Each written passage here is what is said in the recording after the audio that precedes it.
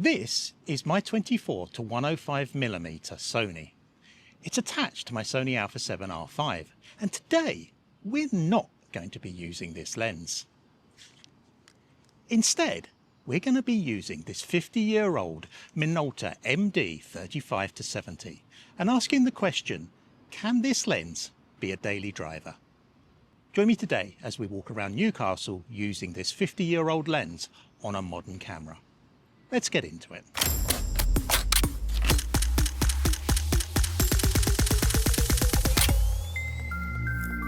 So some of you might have seen this lens before, and that's because I did a comparison of this lens against the 24 to 105mm. I did that down at the beautiful St Mary's Lighthouse in Whitley Bay, and the results really surprised me. This lens was really good. A lot of you in the comments there pointed out that this was no simple kit lens as I thought, but in fact was actually a very good lens for its day. Yet today you can pick one of these up for about 50 or 60 pounds. But does that make it worthwhile as a walk around lens in a city or when out travelling? Today we're going to have a look. But of course, to get this to fit onto a Sony Alpha 7 R5, I'm going to need one of these. This is the K&F Concept adapter. There are plenty of others around, but I've often found K&F Concept stuff to be really decent. So we're using this today, and we simply line up the red dots, attach the adapter, make sure it's locked, put a little locking button here, and that's on. We can now put it on the camera. So off comes the Sony 24 to 170, and on goes the adapter with the new lens. And there we go, as simple as that. It sounds lovely just putting it on, and of course it's a proper old school lens. We've got adjustable aperture ring like this. This aperture ring doesn't allow the lens to stay open when shooting, unlike modern lenses, because there's no electrical contact between the body and the lens and the adapter itself. So basically when I stop down to f22, the lens stops down to 22, even when I'm not firing the shutter button. However, this is a modern mirrorless camera with an EV, electronic viewfinder, and of course the electronic viewfinder will automatically compensate for that darkness. It might be a bit grainy, it might be a bit laggy, but to be honest, it's fairly bright out here today. I'm not going to be shooting at super small apertures. We're just going to shoot regular 5.6 f8 and see what we can get. This is actually a relatively fast lens at 3.5. I'm not sure if it's 3.5 all the way through, but that's relatively fast for its day and for a relatively small compact lens. And you can see it is a small compact lens. Now, of course, the other thing is I'm going to be having to shoot manually, everything manually, the exposure manual, the focusing manually. We've got a whole range of things that we can use, and I'll talk about those in a little while. But first of all, let's get out onto the streets of Newcastle, along the river, around the back streets of the old town here, and get some shots done and see how this lens actually stacks up.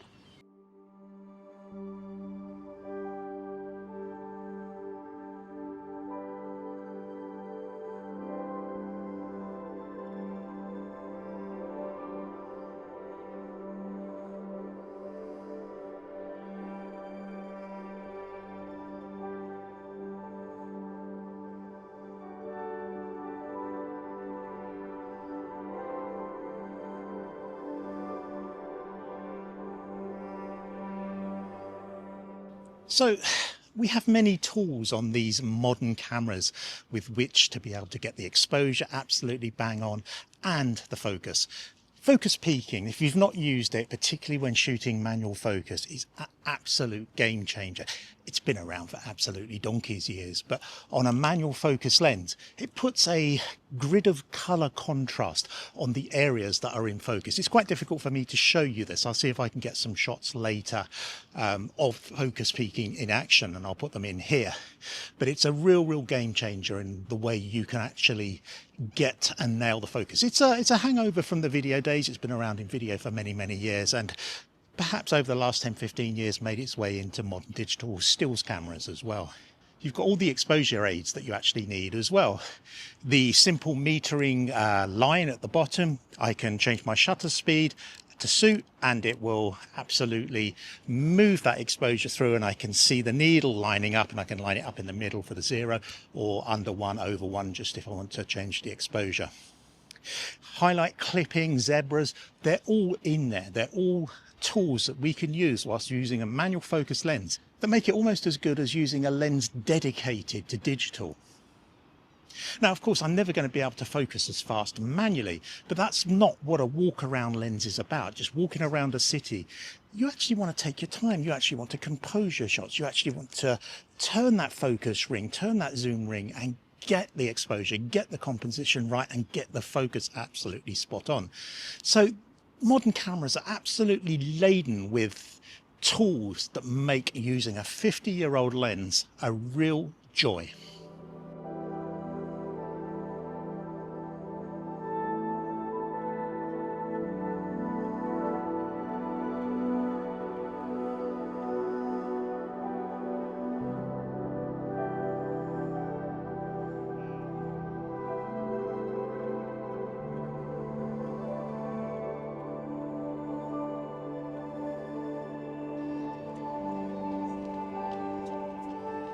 One other thing to note is I can actually use this in aperture priority. It will determine that the aperture is set and just adjust the shutter speed to give me the correct exposure. It doesn't know what the aperture is, it has no idea, but it does know what the exposure should be compared to the amount of light coming through. And that's because the lens is already stopping down. So you can actually use this in auto mode and use exposure compensation to actually change the exposure. Personally, I prefer shooting manually when I'm using a manual lens like this.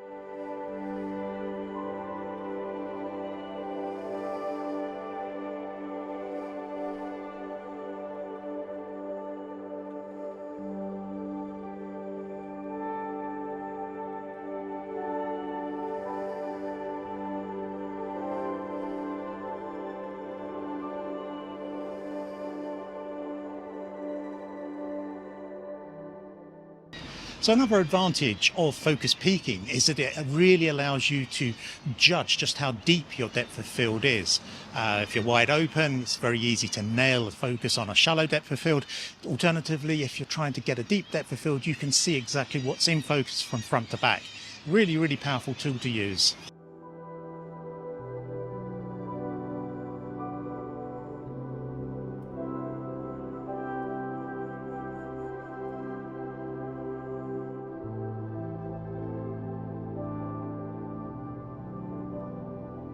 So across from me is the Gateshead glass house. It's a wonderful, wonderful building. At any time of day, the way the light reflects off it makes it a really, really interesting subject. So let's give the 50-year-old lens a try out on this beautiful building, which is significantly newer than this particular lens. There's actually a really nice sky up there at the moment. It's sort of, the clouds might make some really interesting patterns. So we'll go super wide, well, as wide as we can with a 35mm, and see if we can get some of those clouds in.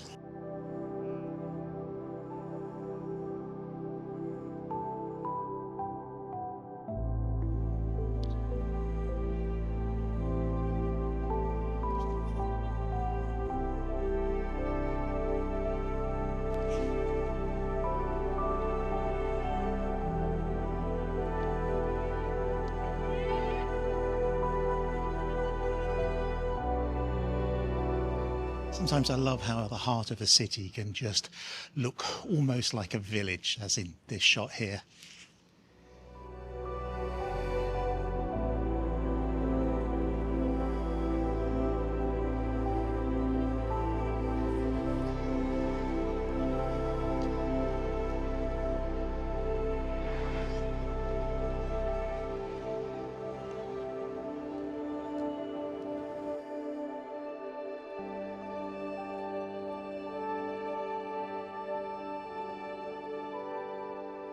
So I'm back pretty much at where I started on the quayside of Newcastle.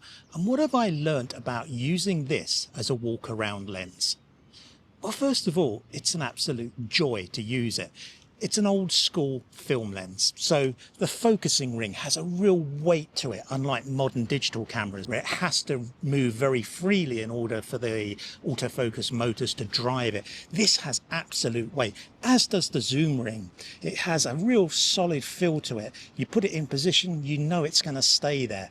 And there's just a momentum to the actual movements, which we really miss in modern digital lenses. Aperture rings are absolutely fantastic. I love having an aperture ring. I miss using the aperture ring on the 24-105 and some of my other Sony lenses. I absolutely love using the aperture ring on the 23mm that I bought for my Fuji X-C3. It's easy to use. I found it no more difficult than using a standard digital lens to shoot with this. All the tools we have available to us are fantastic. Focus peaking, zebras, highlights, indicators, just the exposure meter in the viewfinder. That was so easy to use. The only thing I'm having to do is focus manually.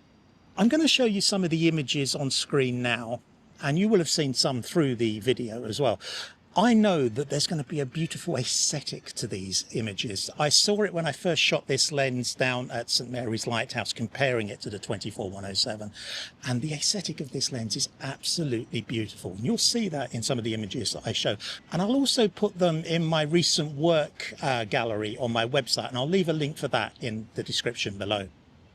These would have been edited in DxO Photo Lab, and if you're interested in getting a 15% discount on DxO Photo Lab, I'll also leave a link and a code for that in the description below. For now, the sun's coming out. It's about 7:30 in the morning. It's getting a little bit busy down here on the quayside. I'm going to find myself a cup of coffee, and then I'm going to go home and have a look at these images in Photo Lab. So let me know, do you like shooting with old lenses? I've got another lens in mind that I want to get. Either adapting it for the Fuji or adapting it for the Sony. I'm not going to tell you just what that is just yet until I can source one. They're relatively available. They're incredibly cheap, and it's one of the best lenses I ever used on a film camera back in the 90s. That's for another video. For now, let me know what you think of shooting old film lenses on modern digital cameras. Do you find it a joy like I do, or can you just not get into it? Obviously, like digital lenses, not all film lenses are made the same. This one, apparently, and I didn't know this, and I found that in the last video that I made about this, this is quite special. It's a really, really good lens. Let me know what your thoughts are in the comments below. If you've enjoyed this video, a like would be fantastic, a subscription even better, and I look forward to seeing you in the next one.